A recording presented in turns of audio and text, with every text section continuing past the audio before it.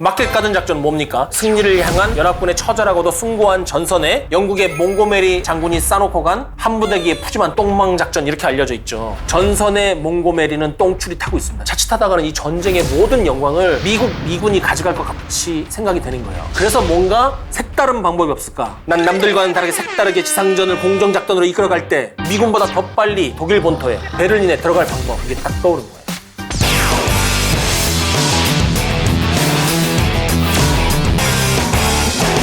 지난번 다뤘던 1943년, 44년 북아프리카 전선에 전설적 영웅들이 등장했죠. 독일군에는 사막의 여우 롬멜, 연합군에는 누굽니까? 영국의 몽고메리 장군이었죠. 롬멜에 대한 평가는 지금도 달라진 게 없지만 북아프리카에서 나름 선전했다고 알려져 있던 몽고메리는 그 이후에 유럽 대륙에서 작전이 계속 실패해가지고 명성에 치명적인 오점을 남기게 되는데, 그 작전 아시죠? 마켓 가든 작전. 도대체 어떤 작전이었고 어떻게 작전을 굴렸기에 몽고메리의 똥망 작전이라고 부르는지 알아보도록 하겠습니다.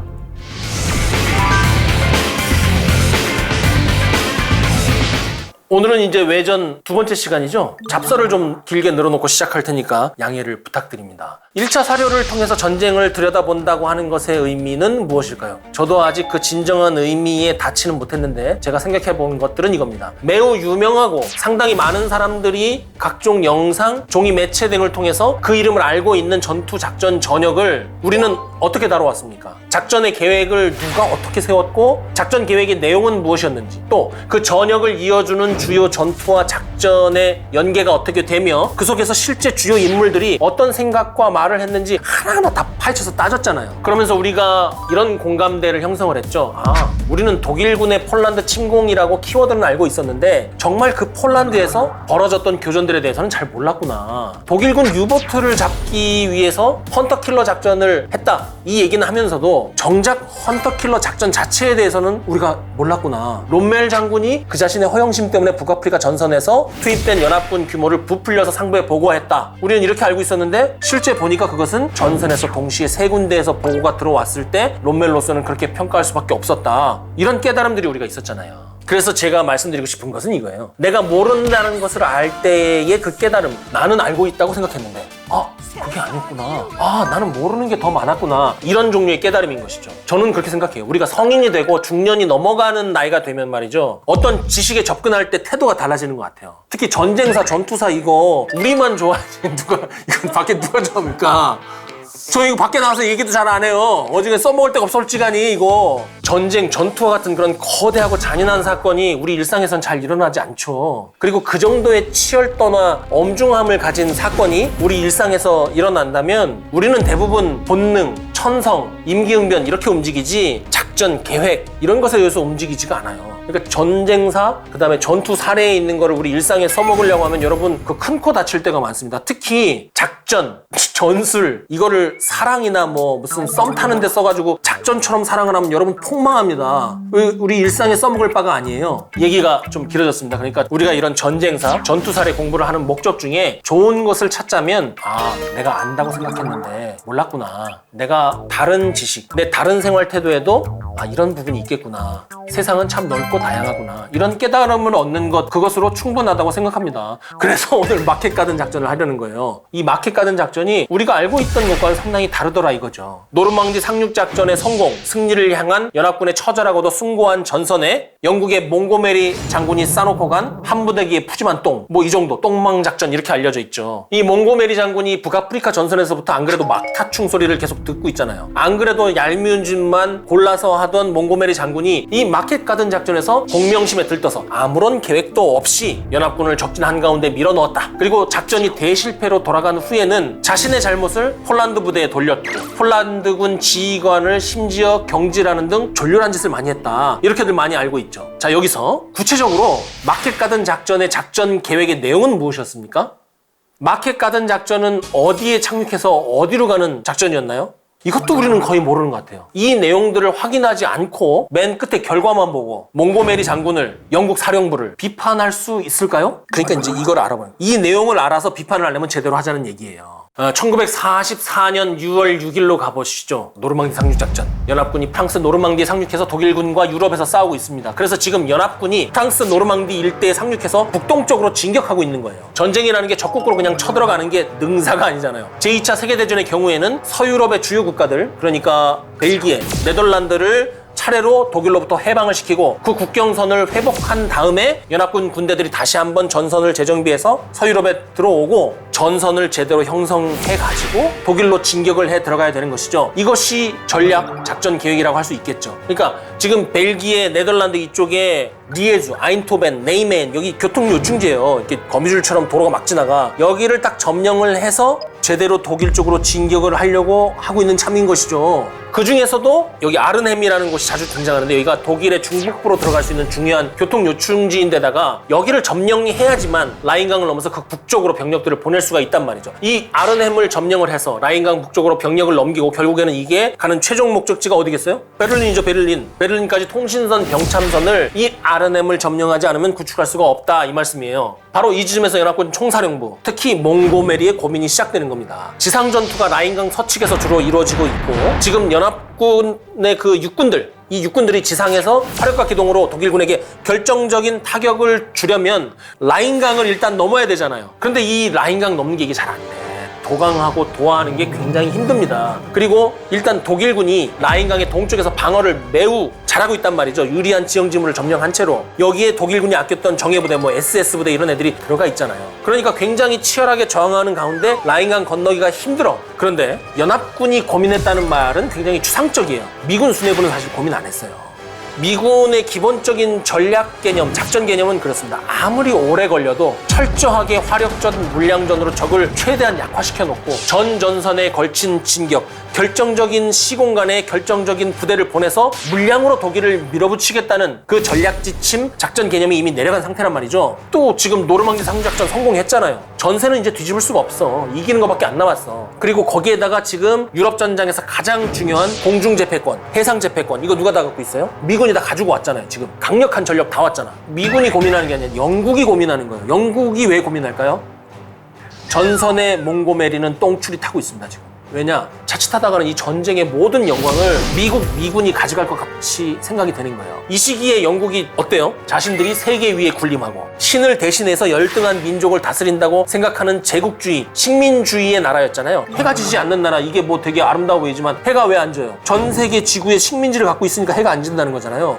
그런데 지금 북아프리카 전선 승리도 미국의 힘으로, 유럽 본토 상륙도 미군의 힘으로 이뤄냈는데 이대로 쭉 들어가서 전쟁이 끝나면 영국의 영광이 없는 거죠. 그래서 뭔가 색다른 방법이 없을까? 난 남들과는 다르게 색다르게 지상전을 공정작전으로 이끌어갈 때 미군보다 이 전쟁에 더 기여할 수 있겠다. 공정작전이다. 미군보다 더 빨리 독일 본토에, 중심에, 베를린에 들어갈 방법, 지상전을 공정작전, 이게 딱 떠오른 거예요.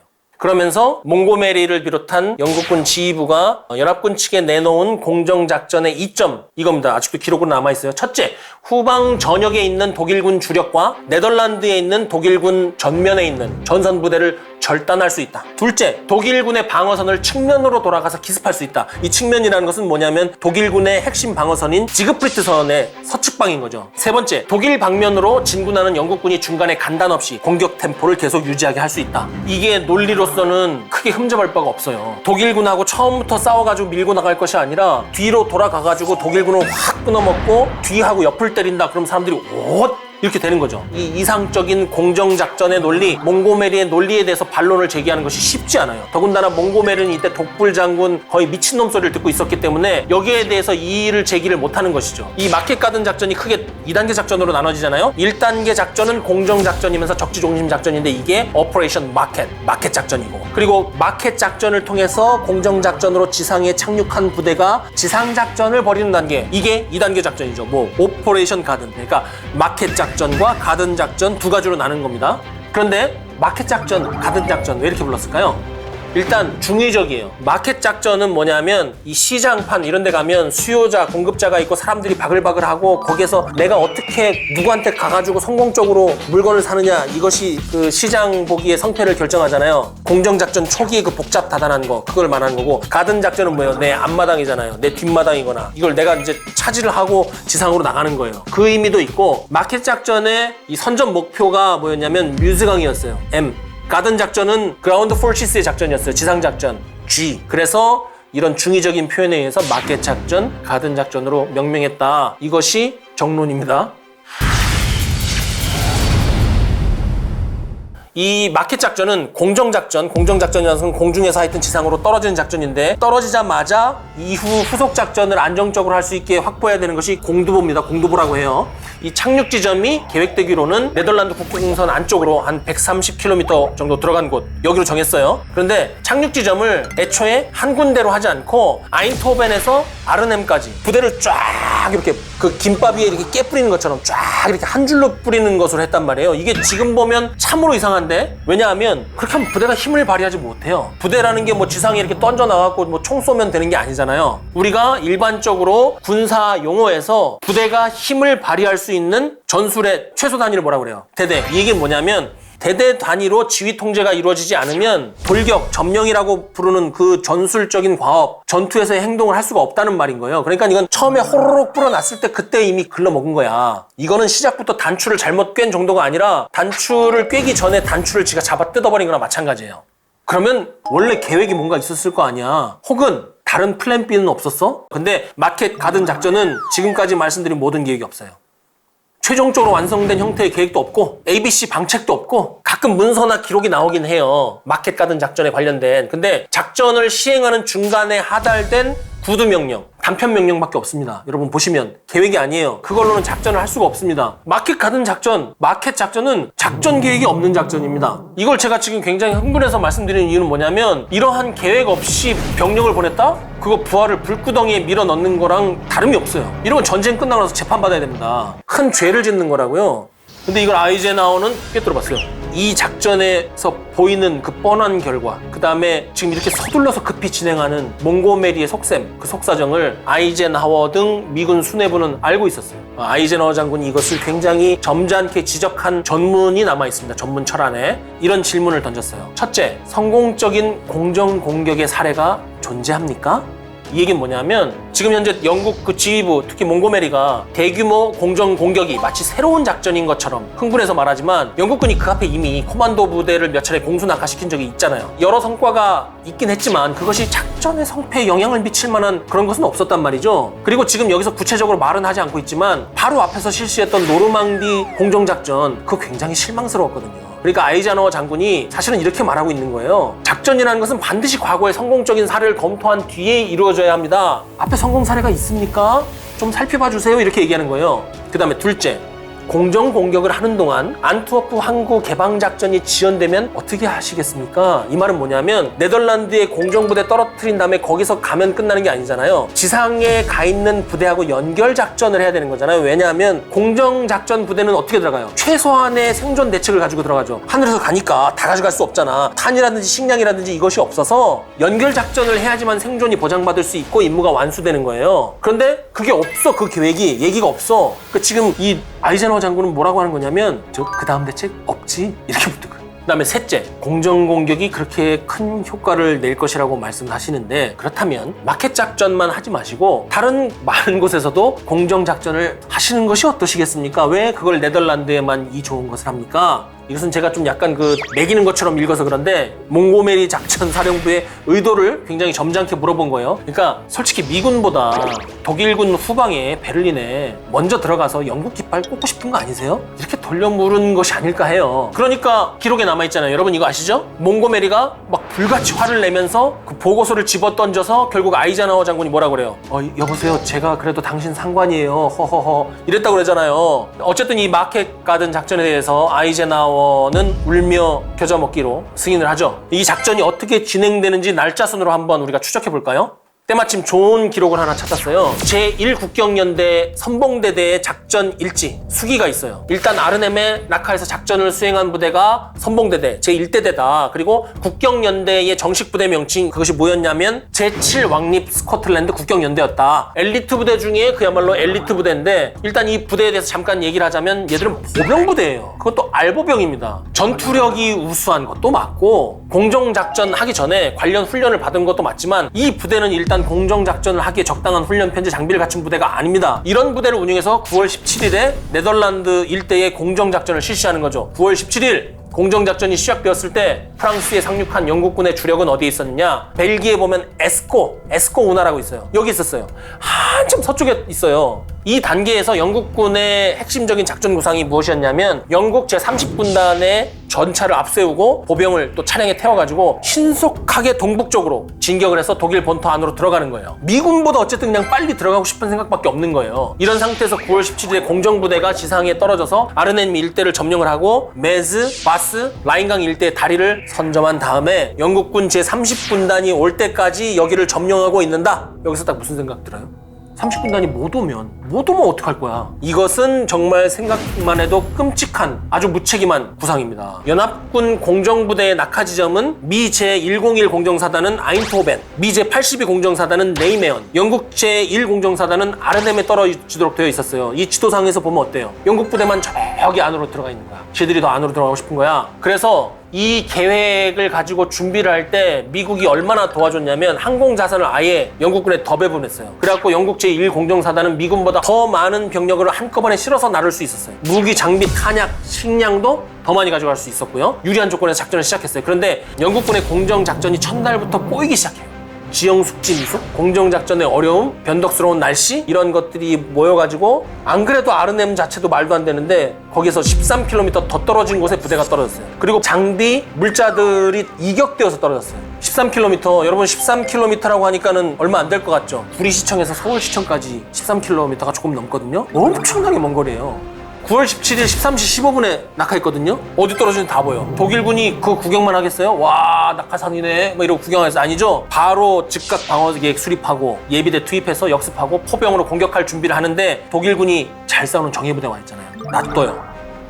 독일군이 이때 한 게 뭐냐면 그야말로 살을 내주고 뼈를 취하는 계획을 수립을 합니다. 그 일대에 낙하했다. 그 다음 작전은 뻔하거든요. 도강을 하기 위해서 혹은 공두보를 확보를 하고 정비를 하기 위해서 부대를 보내는 그 루트 뻔하잖아요. 그 부대가 올 수밖에 없는 그 다음에 유리한 지점에 딱 가 있는 거예요. 독일군은. 영국 국경연대가 내려가지고 맨 앞에 가 있어요. 근데 생각했던 것보다 산발적인 조우전은 있는데 치열한 교전 혹은 독일군의 강력한 저항이 없어요. 굉장히 수월하게 동쪽으로 이동해서 아르넴에 있는 다리의 차 안을 점령을 해요. 이때 국경연대 제1대대 선봉부대, 이 부대에 남겨진 기록을 보면 선발대대의 장교 44명, 부사관 및 병사 850명 규모가 15시 15분에 낙하한 지역 일대를 수색 정찰하다가 독일군 병사 3명을 생포했는데 독일군 병사 3명이 뭐라고 그랬냐면 이 일대에 독일군이 없으며 여기에서 방어 작전에 대해서 제가 들은 바가 없습니다. 그러니까 독일군이 보안도 잘 지킨 거야. 그러니까 이제 영국군은 이제 룰루랄라지. 기세를 풀어버렸다. 긴장을 풀어버렸다고 기록이 돼 있어요. 그리고 다음 날인 18일 초장에도 별 접촉이 없어 독일군하고. 와, 너무 좋아. 이때부터 여유롭게 길을 따라서 산보하듯이 이동을 했다고 돼 있습니다. 랄랄랄랄랄랄랄랄랄. 모든 영국군 부대가 길로 나와서 이동하고 있는 도중에 갑자기 박격포 포격이 쏟아진다. 그냥 그 자리에서 두들겨 맞는 거밖에 방법이 없어요. 이제 피해 엄청납니다. 이때 영국군 공정연대가 아주 이상한 행동을 하네요. 사격을 받으면 도망갔다가 돌아오고 또 사격을 받으면 도망갔다가 돌아오는 거예요. 아주 그냥 막 안절부절하면서 그 자리를 못 듭니다. 20일이 되었을 때 영국 제30군단은 아직도 네이메언 일대에 있어요. 사령부는 최초의 계획이 백지로 돌아갔다는 걸 지금 알고 있잖아요. 그럼 이제 뭔가 조치를 취해야 되잖아요. 근데 그냥 밀어붙입니다. 몽고메리가 영국군이 생각했던 이 공정작전의 그 장점들이 전부 다 약점으로 바뀌는 악몽이 이제 시작되는 거예요.